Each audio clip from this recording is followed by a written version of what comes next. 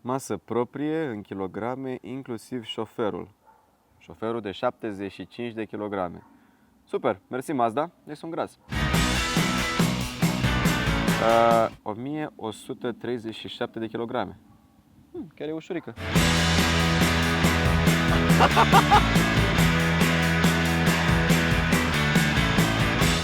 Salut!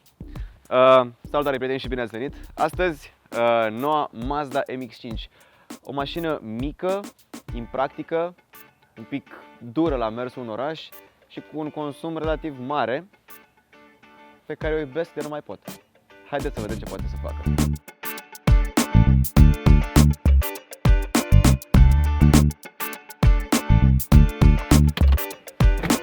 Pentru că este o mașină decapotabilă, vei vrea să mergi la mare, la munte, la distracție, tu și încă o persoană. Ei bine, tu și acea persoană veți putea să vă luați bagaje pentru nu mai mult de 4-5 zile, pentru că în portbagajul MX-5-ului în cap, țineți-vă bine, o geantă de cameră, un ghiozdan destul de mare, compartiment de laptop, tot ce trebuie, un ghiozdan mai mic, să zicem, pentru mâncare și chestii, și cam atât. Bine, să zicem că mai putem îndesa încă 2 ghiozdane, cam cât ăsta de mare, dar nu o să încapă trollerul prietenei tale, care este de obicei de 3 ori mai mare decât ceea ce are ea nevoie, de fapt, pentru 2 zile de stat la munte.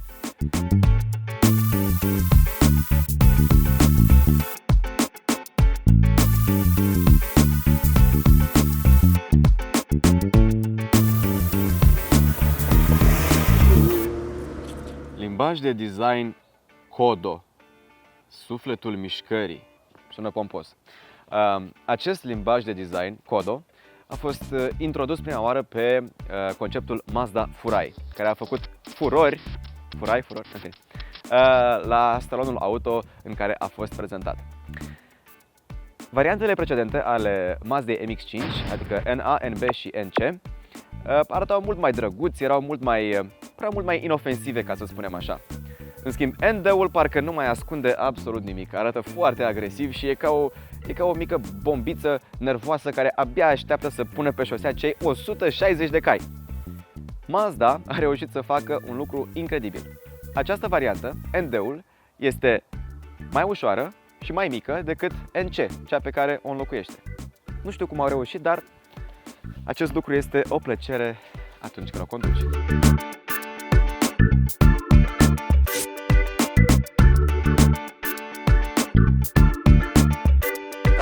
Motorul nu sună foarte amenințător, dar pentru că evacuarea este fix lângă urechea ta, parcă auzi tot ceea ce se întâmplă. Am impresia că evacuarea este fix aici lângă mine și dacă o accelerez, așa da, se aude și mai tare. Ce auzim noi acum este un motor, după cum am spus, de 2 litri, atmosferic și ce produce 160 de cai și 200 de Nm. Într-o mașină care cântărește o tonă, 100, cred că e mai mult decât e nevoie. Este incredibil de manevrabilă, având tracțiune spate. Dar acum noi suntem în oraș. Și în oraș, suspensia nu este atât de dură cum poate te-ai aștepta. Spre exemplu, este mult mai puțin dură decât era la Clio RS. Dar mie MX-5-ul mi se pare o mașină ideală pentru oraș. Se strecoară foarte bine prin trafic, accelerația este acolo când ai nevoie și fiind un motor atmosferic, fără turbină, cuplul este... nu te ia prin surprindere, puterea este liniară. Și astfel că poți să faci lucruri de genul...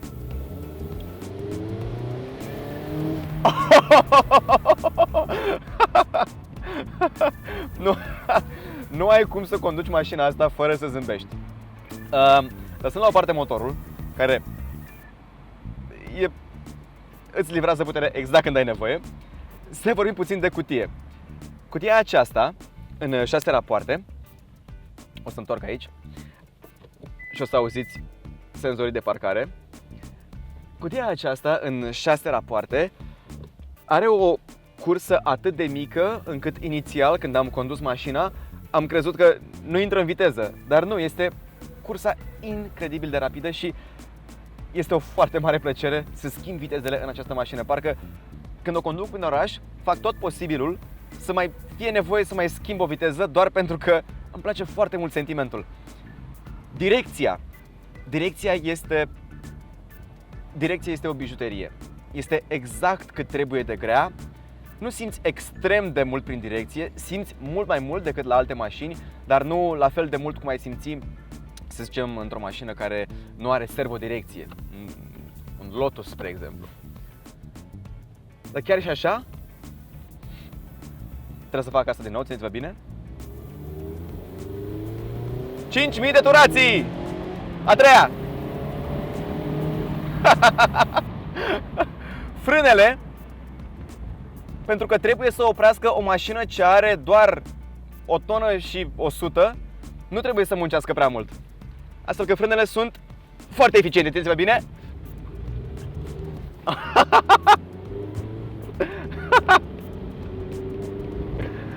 Ok, este o mașină cu tracțiune în spate ce îți oferă foarte multă încredere.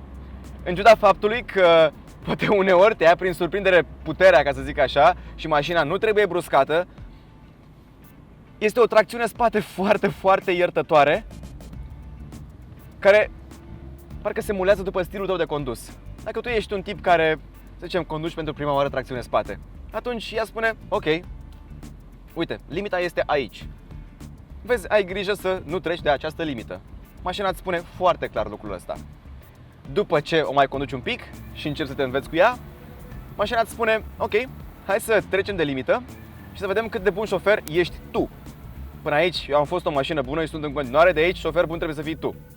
Și mașina asta chiar te face un șofer mai bun. Cam așa este în Mazda MX-5 cu plafonul dat jos la 70 la oră. Nu e deloc grav, dar pentru că este octombrie și lumea se uită ciudat la mine pentru că merg cu mașina aceasta decapotată, trebuie din când în când să mai și ridic plafonul și asta se face foarte simplu, manual.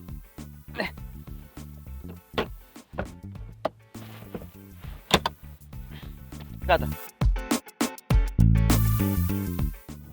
Cam acesta este zgomotul din Mazda MX-5 cu plafonul pus la 120 la oră, cam așa.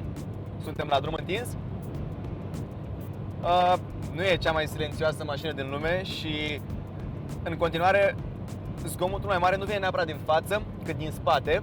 Aud eșapamentul foarte bine, dar tot este o experiență frumoasă. Nici din punct de vedere al consumului, Mazda MX-5 nu stă rău. Eu pot să vă spun că deocamdată suntem la 10,4 litri la 100 de kilometri, în mare parte condus în oraș și condus un pic mai agresiv pe curbe, dar acest consum cred că va scădea. Consumul final îl veți avea cu siguranță scris în review-ul de pe eblogauto.ro și dacă nu aveți timp să intrați acolo și să citiți review-ul complet, atunci întrebați-mă în comentarii și eu vă voi răspunde. Aceasta a fost Mazda MX-5, o mașină care pornește undeva de la 20.000 de euro. 20.000 de euro și un pic. Ce avem noi aici costă 26.000 de euro. Dar eu vă zic așa, dacă aveți 10.000 de euro și vreți să vă luați o mașină de familie, nu vă luați o mașină de familie. Luați-vă un MX-5, o variantă mai veche a acestei mașini și apoi luați-vă și un SUV diesel sau ce vă trebuie pentru familie. Dar luați-vă și mașina asta pentru că veți experimenta condusul cum n-ați mai făcut-o niciodată. Iar dacă aveți 50.000 de euro pentru un SUV diesel, atunci luați-vă un MX-5 full option și apoi un SUV diesel la mâna a doua, nu contează, nu e important, dar luați-vă o Mazda MX-5, conduceți o Mazda MX-5. Vă va arăta noi orizonturi în ale șofatului. Și eu mă duc spre un nou orizont chiar acum și mă duc repede.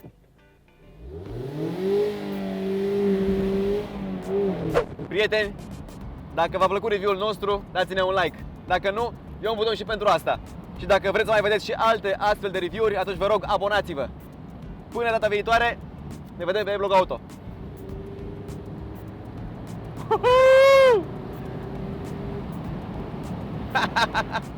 Pe asta nu mai dau înapoi.